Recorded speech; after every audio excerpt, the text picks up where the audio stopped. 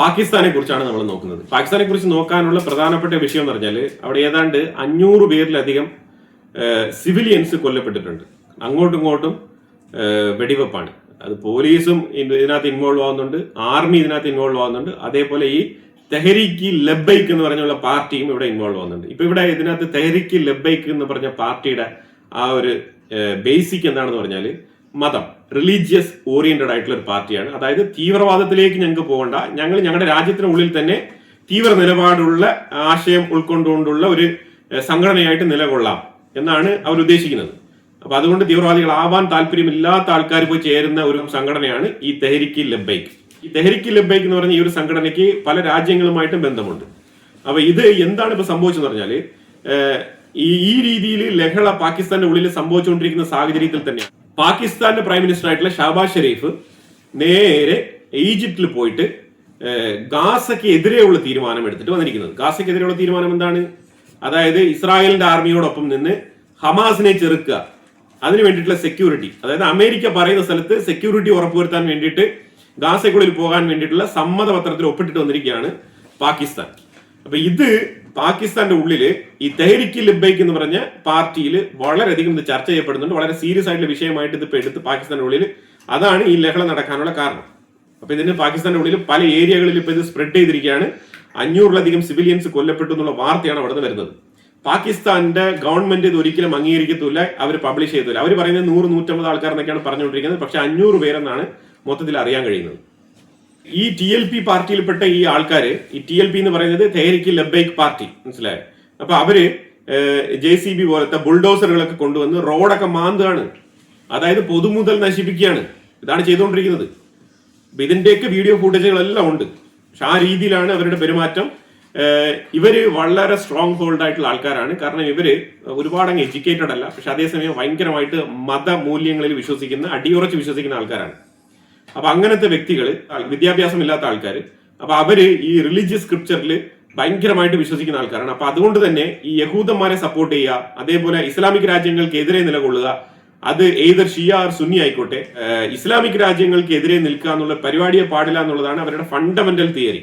അപ്പൊ ആ തിയറിയെ വ്യതിചലിച്ചത് കൊണ്ടാണ് അസീം മുനീറിന്റെ കോലങ്ങളൊക്കെ കത്തിച്ചുകൊണ്ട് അസീം മുനീറിനെതിരെ, ഷഹബാസ് ഷെരീഫിനെതിരെ, നിലവിലുള്ള ഭരണകൂടത്തിനെതിരെ ഇവരിപ്പം ആർത്തിരമ്പി ഇങ്ങനെ പ്രക്ഷോഭത്തിലേക്ക് ഇങ്ങനെ മുന്നോട്ട് പോയത്. പക്ഷെ ഇതിനകത്തൊരു വിഷയം നമുക്ക് മനസ്സിലാക്കേണ്ടത് പറഞ്ഞാൽ ഇപ്പൊ ഇമ്രാൻഖാനെ ജയിലിലിട്ടതിലും ഈ പാർട്ടിക്ക് നല്ല പങ്കുണ്ട്. അതുപോലെ ഇതിനു മുമ്പ് പട്ടാള അട്ടിമറി എപ്പോഴൊക്കെ നടന്നിട്ടുണ്ടോ അപ്പോഴെല്ലാം തന്നെ ഈ പട്ടാള മേധാവിയെ സപ്പോർട്ട് ചെയ്യുന്നത് ഈ തെഹരീക്ക് ലബ്ബൈക്കുകളാണ്. ഈ പട്ടാള മേധാവിമാരെല്ലാം തന്നെ ഈ മതത്തിന്റെ ഒരു പച്ചക്കൊടി കാണിച്ചുകൊണ്ടാണ് ഇവര് ഏറ്റവും കൂടുതൽ ഈ ജനങ്ങളെ പറ്റിക്കുന്നത്. അപ്പൊ അങ്ങനെ നമുക്ക് പറയുകയാണെന്നുണ്ടെങ്കിൽ അയൂബ് ഖാൻ മുതൽ യാഹ്യ ഖാൻ മുതൽ ഇപ്പൊ നിലവിലെ അസീം മുനീർ വരെ ഇതേ അവസ്ഥ തന്നെയാണ്. പർവേസ് മുഷറഫിനും ഇതേ ചിന്താഗതി ഉണ്ടായിരുന്നു.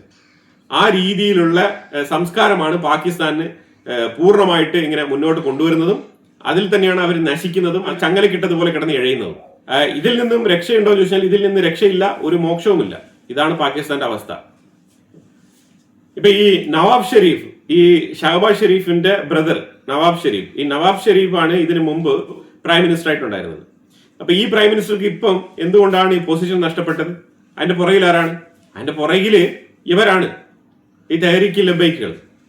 ഈ നവാസ് ഷെരീഫ് ഒരൊറ്റ സ്റ്റേറ്റ്മെന്റ് ആണ് പറഞ്ഞത്, ഇന്ത്യയുമായിട്ട് നമുക്ക് നല്ലൊരു ബന്ധത്തിലേക്ക് പോവാം എന്നുള്ള ഒരു സ്റ്റേറ്റ്മെന്റ് പറഞ്ഞതിനെ തുടർന്നാണ് നവാബ് ഷെരീഫിനെതിരെ ഈ രീതിയിലുള്ള ആരോപണങ്ങൾ, പല രീതിയിലുള്ള കോടതി കേസുകൾ ഇതെല്ലാം തന്നെ വരുന്നത്. പാകിസ്ഥാന്റെ ഉള്ളിൽ സുപ്രീം കോടതിക്ക് ബദലായിട്ട് സുപ്രീം കോടതിയുണ്ട്. ഇപ്പോഴും മിലിറ്ററി ഭരണകൂടം തന്നെയാണ് അവിടെ നയിക്കുന്നത്. അതിന്റെ ഏക തെളിവാണ് അവിടെ ഓപ്പോസിഷൻ ഇല്ല. പാകിസ്ഥാനിൽ ശക്തമായിട്ടുള്ള ഓപ്പോസിഷൻ ഇല്ല. കാരണം എക്സാക്ട്ലി ഓപ്പോസിഷൻ ആയിട്ട് വരേണ്ട ആൾക്കാരാണ് തട്ടിക്കൂട്ടി ഇപ്പൊ ഈ ഒരു ഭരണത്തിന് നേതൃത്വം കൊടുത്ത് കസരയിൽ കയറിയിരിക്കുന്നത്. യഥാർത്ഥത്തിൽ വിജയിച്ചത് ജയിലിൽ കിടക്കുന്ന ഇമ്രാൻഖാന്റെ പാർട്ടിയാണ്. അതുകൊണ്ടാണ് ഓപ്പോസിഷൻ ഇല്ലാതെ പോയത്. അതുകൊണ്ടാണ് ഇപ്പൊ ആർമി അവർക്ക് വേണ്ടിയിട്ട് അമെന്റ്മെന്റ് ഉണ്ടാക്കി. അതായത് അസീം മുനീർ ആണെങ്കിൽ അയാൾക്ക് 5 വർഷം കൂടെ എക്സ്റ്റെൻഡ് ചെയ്ത് പൊസിഷനിൽ തുടരാൻ വേണ്ടിയിട്ടുള്ള പോളിസികളൊക്കെ അയാൾ തന്നെ രൂപപ്പെടുത്തി എടുത്ത് നടപ്പിലാക്കിക്കൊണ്ടിരിക്കുന്നത്. ബേസിക്കലി TLP എന്ന് പറഞ്ഞ ഓർഗനൈസേഷൻ എന്ന് പറഞ്ഞാൽ ഫണ്ടമെന്റൽ എക്സ്ട്രീം ഓർഗനൈസേഷൻ ആണ്.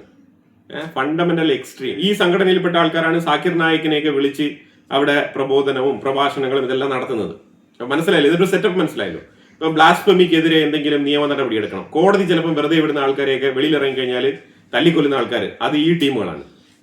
ഏതാണ്ട് ഏർലി 2000-ല് ഈ ഒരു പാർട്ടിയെ പാകിസ്ഥാൻ സാങ്ഷൻ ചെയ്തു വെച്ചിരുന്നു, തടഞ്ഞു വെച്ചിരുന്നതാണ്. പിന്നീട് മാറി വന്ന ഭരണകൂടം ഇവരുടെ സാങ്ഷൻസ് ഒക്കെ എടുത്ത് മാറ്റുകയാണ് ചെയ്തത്.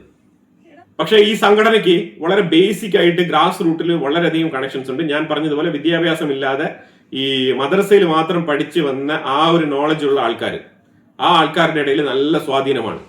അപ്പൊ അതുകൊണ്ട് പാകിസ്ഥാന്റെ എഡ്യൂക്കേഷൻ റേഷ്യോ ഒക്കെ നമുക്ക് അറിയാവുന്ന കാര്യമല്ലേ. അപ്പൊ അതുകൊണ്ട് തന്നെ ഈ സംഘടനയ്ക്ക് ഗ്രാസ് റൂട്ടിൽ, സ്ട്രീറ്റ് ലെവലിൽ, അതായത് വില്ലേജുകളിൽ വരെ നല്ല രീതിയിലുള്ള സ്ട്രോങ് ഹോൾഡ് ഉണ്ട്. അതുകൊണ്ട് പാകിസ്ഥാന്റെ ഉള്ളിൽ ഒരു പ്രതിഷേധം ഈ സംഘടന പ്രഖ്യാപിച്ചു കഴിഞ്ഞാൽ അത് നടക്കും, അത് നടന്നിരിക്കും, അത് 100% ഉറപ്പുള്ള കാര്യമാണ്. അതാണ് ഇപ്പൊ നടന്നുകൊണ്ടിരിക്കുന്നത്. ഇതിന് പ്രധാനപ്പെട്ട കാരണമായിട്ട് പറയുന്നത് പാകിസ്ഥാൻ അമേരിക്കയുമായിട്ടുള്ള ബന്ധം നിർത്തി പാലസ്തീൻ സ്റ്റേറ്റ്ഹുഡ് നിർമ്മിക്കാൻ വേണ്ടിയിട്ടുള്ള സപ്പോർട്ട് കൊടുക്കുകയും ഗാസയെ പിന്തുണയ്ക്കണം, ഹമാസിനെ സപ്പോർട്ട് ചെയ്യണമെന്നാണ് ഈ സംഘടന പറഞ്ഞുകൊണ്ടിരിക്കുന്നത്. പക്ഷെ അത് ഷഹബാസ് ഷെരീഫിന് ഇപ്പം അതിന് സാധിക്കില്ല എന്നുള്ളതാണ്. കാരണം ട്രംപുമായിട്ട് ബന്ധപ്പെട്ട വിഷയത്തിൽ അസീം മുനീറും ഷഹബാസ് ഷെരീഫിനും നല്ല രീതിയിലുള്ള ഒരു ടൈപ്പുമായിട്ട് മുന്നോട്ട് പോയിക്കൊണ്ടിരിക്കുകയാണ്. ആ സാഹചര്യത്തിൽ എങ്ങനെയാണ് അവർ ആ ഒരു സ്റ്റാൻഡ് പോയിന്റിൽ നിന്ന് മാറ്റുക? അപ്പൊ അതുകൊണ്ട് മറ്റുള്ള രാജ്യങ്ങൾ, ഇപ്പൊ അറബ് രാജ്യങ്ങളൊക്കെ അമേരിക്കയുമായിട്ട് നല്ല ബന്ധമുണ്ടെങ്കിലും അവര് ഈ ഗാസയിലെ ജനങ്ങൾ, പാലസ്തീൻ സ്റ്റേറ്റ്, ഇതൊക്കെ പറഞ്ഞ് ഇങ്ങനെയാണ് സംസാരിച്ച ഒരു നീക്കുപോക്കൾ നടക്കുന്നത്. ഇപ്പൊ അറബ് രാജ്യങ്ങളെല്ലാം തന്നെ ഗാസയെ കൈവിട്ട് എന്ന് അറിഞ്ഞു കഴിഞ്ഞാല് വളരെ എളുപ്പമല്ലേ. പിന്നെ എളുപ്പത്തിൽ തന്നെ ഇസ്രായേലിന് ഗാസയെ ഫുൾ അങ്ങ് വൈപ്പ് ഔട്ട് ചെയ്തിട്ട് അതിനെ അങ്ങ് ഫുൾ ഫ്രീ ആക്കാം, ഒരു കുഴപ്പമില്ല. ഇസ്രായേലിനോടൊപ്പം അനക്സ് ചെയ്യാനും പറ്റും. അമേരിക്കയ്ക്ക് ഒന്നും ചെയ്യാനില്ല, അമേരിക്ക അത് ഓക്കെ പറഞ്ഞ് മുന്നോട്ട് പോകും. പക്ഷെ എന്തുകൊണ്ടാണ് അമേരിക്ക ഇപ്പൊ ഇതിനകത്ത് മീഡിയേഷനൊക്കെ ഇറങ്ങി വരുന്നത്? കാരണം ഇതിനെ ബാക്കപ്പ് ചെയ്യുന്ന കുറച്ച് അറബ് രാജ്യങ്ങളുണ്ട്. അപ്പൊ ഈ അറബ് രാജ്യങ്ങളുടെ ഇടയിൽ പാകിസ്ഥാൻ ഇപ്പം എക്സ്പോസ്ഡ് ആവുകയാണ്. ഡബിൾ സ്റ്റാൻഡേർഡ്, ഹിപ്പോക്രസി, ഇതൊക്കെ ഇപ്പൊ പുറത്തു വരികയാണ്. കാരണം എക്കാലത്തും ഇസ്ലാമിന്റെ ഉമ്മത്തിന് വേണ്ടിയിട്ട് നിലകൊള്ളുകയും ഞാൻ ഗാസയ്ക്ക് വേണ്ടിയിട്ടും പാലസ്തീൻ സ്റ്റേറ്റിന് വേണ്ടിയിട്ടും നിലകൊള്ളുമെന്ന് ആവർത്തിച്ച് പറഞ്ഞുകൊണ്ടിരിക്കുന്ന പാകിസ്ഥാൻ ഇപ്പൊ നേരെ അമേരിക്കൻ ചേരിയിലേക്ക് മലക്കം മറിഞ്ഞിരിക്കുകയാണ്. ഇതാണ് ഇപ്പൊ സംഭവിച്ചിരിക്കുന്നത്. അതായത് പാകിസ്ഥാന്റെ ഈ ഒരു നിലപാട് മാറ്റം, ഈ ഫോറിൻ പോളിസി ചേഞ്ച്, ഇതാണ് പാകിസ്ഥാന്റെ ഉള്ളിൽ ഇത്രയും വലിയ കലാപം ഉണ്ടാവാനും അതുപോലെ അങ്ങോട്ടും ഇങ്ങോട്ടും പരസ്പരം വെടിവെക്കാനുമുള്ള സാഹചര്യത്തിന് വഴിയൊരുക്കിയത്. കഴിഞ്ഞ ഒരു 1.5 ആഴ്ച കൊണ്ട് പല ഇന്റർനാഷണൽ കമ്പനികൾ എല്ലാം തന്നെ അടച്ചു പൂട്ടി പോയിരിക്കുകയാണ് പാകിസ്ഥാന്റെ ഉള്ളിൽ നിന്ന്. കാരണം ഒരു ഷോപ്പിന് തീ വെക്കുമ്പോൾ ഉണ്ടാകുന്ന നഷ്ടം എന്ന് പറഞ്ഞാൽ ചില്ലറയില്ല. ആ രീതിയിൽ ഒരുപാട് കമ്പനികളുണ്ട്, ഫോറിൻ കമ്പനികൾ, ഇന്ത്യൻ ഒറിജിൻ ആയിട്ടുള്ള ഫോറിൻ രജിസ്റ്റേർഡ് കമ്പനികൾ വരെ ഉണ്ട്. ഫോർ എക്സാമ്പിൾ ഹിന്ദുസ്ഥാൻ ലിവർ പോലത്തെ കമ്പനികൾ, യൂണിലിവർ പോലത്തെ കമ്പനികളൊക്കെ അവിടെ ഉണ്ട്. അവരൊക്കെ അടച്ചു പൂട്ടി പോയിരിക്കുകയാണ്. അതാണ് ഇപ്പോഴത്തെ ഒരു സിറ്റുവേഷൻ. IT കമ്പനികൾ പലതും അടച്ചു പൂട്ടിപ്പോയി. പാകിസ്ഥാനെ സംബന്ധിച്ചിടത്തോളം വൻ നഷ്ടമാണ്. നമ്മൾ ഇന്നലെ ഒരു വാർത്തയിൽ പറഞ്ഞിട്ടുണ്ടായിരുന്നു, ഏതാണ്ട് 1.2 ബില്യൺ IMF-ൽ നിന്നും ബെയിൽ ഔട്ട് കിട്ടാൻ വേണ്ടിയിട്ട് ഔറംഗസീബ് എന്ന് പറഞ്ഞ പാകിസ്ഥാന്റെ ഫോറിൻ റെപ്രസെന്റേറ്റീവ്, എക്കണോമിക് ഡിപ്പാർട്ട്മെന്റുമായിട്ട് ബന്ധപ്പെട്ട വ്യക്തിയാണ്, അമേരിക്കയിൽ പോയിട്ട് IMF-ന്റെ അടുത്ത് സംസാരിച്ചുകൊണ്ടിരിക്കുകയാണ്, ഇത് എങ്ങനെയെങ്കിലും നമുക്ക് ഉടനെ പാസ്സാക്കി തരണം എന്നുള്ള നിലയിൽ. പക്ഷെ ഇതുവരെ IMF-ന്റെ സൈഡിൽ നിന്നും ഒരു പോസിറ്റീവ് റെസ്പോൺസ് കിട്ടിയിട്ടില്ല. ഇതാണ് അവസ്ഥ. ഇനി ഇവരുടെ ടോട്ടൽ ഡെറ്റ് നോക്കൂ, ഇവരുടെ ഡെറ്റ്, ഇവിടെ കടബാധ്യത, ചുരുക്കി പറഞ്ഞാൽ ഇവർക്ക് പലിശ അടയ്ക്കാനുള്ള പൈസ പോലും ഇവർക്ക് കിട്ടുന്നില്ല വരുമാനമായിട്ട്. പിന്നെ എങ്ങനെയാണ് ഇവർ മുന്നോട്ട് പോകുന്നത്? അതുകൊണ്ടാണ് ഇവർ അമേരിക്കയുടെ സൈഡിലൊക്കെ പോയി നിൽക്കുന്നത്. കാരണം ചൈന ഫണ്ട് കൊടുക്കുന്നത് നിർത്തി കഴിഞ്ഞു. അപ്പൊ ഇനി പൈസ കിട്ടുന്ന ഏതെങ്കിലും പരിപാടി ചെയ്യണം. അതിനു വേണ്ടിയിട്ടാണ് ഇപ്പൊ അമേരിക്കയുടെ കാലിൽ ഇപ്പൊ വീണിരിക്കുന്നത്. 267 ബില്യനാണ് ഇതുവരെ പാകിസ്ഥാന്റെ കടം, ഡെറ്റ്. ഇത് ഏതാണ്ട് 65% ഓഫ് പാകിസ്ഥാൻസ് GDP. പാകിസ്ഥാന്റെ GDP-യുമായിട്ട് കമ്പയർ ചെയ്ത് കഴിഞ്ഞാൽ 65% അധികമാണ്, അധിക ബാധ്യതയാണ് ഈ കടം. അപ്പൊ ശരിക്കും പറഞ്ഞാൽ മൈനസ് GDP. അതാണ് മനസ്സിലാക്കേണ്ടത്. ഇത് ഇപ്പൊ നിലവിൽ പാകിസ്ഥാൻ ചെയ്തുകൊണ്ടിരിക്കുന്ന ആ ഒരു കച്ചവടം അനുസരിച്ച് നോക്കി കഴിഞ്ഞാൽ 100 വർഷം ഇവര് ഇതേപോലെ ഹാർഡ് വർക്ക് ചെയ്ത് ഈ ഒരു ലെവലിലുള്ള ഒരു റവന്യൂ ആണ് ജനറേറ്റ് ചെയ്യുന്നത്, ഈ ലെവലിലുള്ള GDP ആണ് ജനറേറ്റ് ചെയ്യുന്നുണ്ടെങ്കിൽ 100 വർഷം കൊണ്ട് പോലും ഈ ഒരു കടബാധ്യത അടച്ചു തീർക്കാൻ പറ്റില്ല. അപ്പൊ ഈ പ്രതിഷേധങ്ങളെല്ലാം ഞാൻ 2-3 വീഡിയോകൾ വേണമെങ്കിൽ ഷെയർ ചെയ്യാം, ഇവിടെ പറ്റുമെങ്കിൽ. ഇല്ലാന്നുണ്ടെങ്കിൽ വാട്സ്ആപ്പ് ചാനലിൽ ഞാൻ ഷെയർ ചെയ്യാം. വാട്സ്ആപ്പ് ചാനലിന്റെ ലിങ്ക് ഞാൻ ഡിസ്ക്രിപ്ഷനിൽ ഫസ്റ്റ് കമന്റിൽ വെച്ചേക്കാം. ഇപ്പൊ ഗാസ ഇഷ്യൂ, ഇപ്പൊ ഗാസയിലെ വെടിനിർത്തൽ അവസാനിച്ചു. പക്ഷെ ഗാസയ്ക്ക് സപ്പോർട്ട് കൊടുത്തില്ല എന്നുള്ളതിന്റെ പേരിൽ ഗാസയുടെ അതേ സിറ്റുവേഷൻ ഇപ്പം പാകിസ്ഥാന്റെ ഉള്ളിൽ ക്രിയേറ്റ് ആയിരിക്കുകയാണ്. ഇപ്പൊ നിങ്ങൾ നോക്കൂ, ഈ പാകിസ്ഥാന്റെ കോൺസ്റ്റിറ്റ്യൂഷൻ മൊത്തത്തിൽ തിരുത്തിയിരിക്കുകയാണ്. അതുകൊണ്ടാണ് അസീം മുനീർ ഇപ്പം കണ്ടിന്യൂ ചെയ്തുകൊണ്ട് പോകുന്നത്. സുപ്രീം കോർട്ടിന്റെ നിയമങ്ങളൊന്നും ഒരു രീതിയിലും വകവെക്കുന്നില്ല. അതിന് പകരം അവർ ഒരു ബദൽ സംവിധാനം ക്രിയേറ്റ് ചെയ്ത് വെച്ചിട്ടുണ്ട്. ഇമ്രാൻഖാന്റെ പാർട്ടി കഴിഞ്ഞ തവണ ഇലക്ഷനിൽ മത്സരിച്ച പാർട്ടി വരെ ബാൻ ചെയ്ത് വെച്ചിരിക്കുകയാണ്. അതിന്റെ ലീഡറെ പിടിച്ച് ജയിലിൽ ഇട്ടിട്ടുണ്ട്. ഇവർക്ക് തോന്നിയ വാസം ഇവർ ഓരോ ജയിലിലേക്ക് ഇങ്ങനെ മാറ്റിക്കളിക്കും. ഖൈബർ പഖ്തൂൺഖ്വ മേഖല ഒരു ഇഷ്യൂമായിട്ട് നിൽക്കുകയാണ്. ഇപ്പുറത്ത് ബലൂചിസ്ഥാനുകൾ വേറൊരു ഇഷ്യൂമായിട്ട് നിൽക്കുകയാണ്. അതിന്റെ തൊട്ടപ്പുറത്ത് അഫ്ഗാനിസ്ഥാൻ ഏത് നേരത്തും ആക്രമണം നടത്താം എന്നുള്ള രീതിയിൽ നിൽക്കുകയാണ്.